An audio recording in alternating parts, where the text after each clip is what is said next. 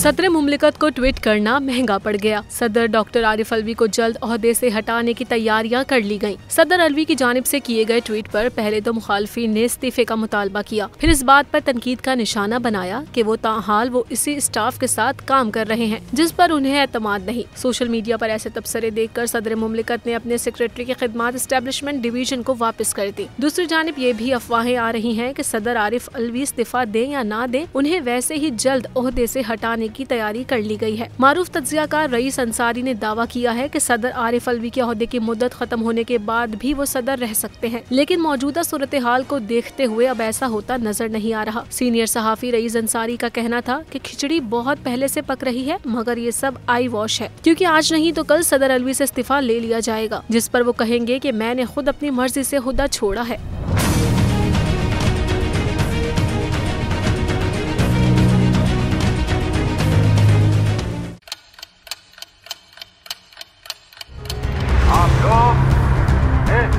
पाकिस्तान में आजाद है। सहाफती उसूलों पर कारबंद बोल न्यूज ने रखी रिवायत बरकरार। बोल न्यूज की जानिब से देखने वालों को यौम आजादी की बेहद मुबारकबाद। मुल्क भर से जश्न आजादी की तकरीबात बोल ने दिखाई अपनी स्क्रीन पर।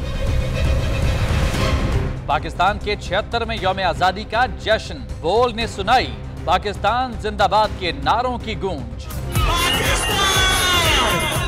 बोल की सबसे बड़ी ट्रांसमिशन में पाकिस्तान का नाम रोशन करने वालों ने दिए कौम को पैगामात। बेपनाह मुश्किलात का सामना करके इस मुल्क को हासिल किया। आजाद कौमों को बहुत सी कुर्बानियां देनी पड़ती हैं। 76 वालियों में आजादी का दिन जोश खरोश के साथ मना रहे हैं, क्योंकि जिंदाबाद पाकिस्तान ये है बोल की पहचान।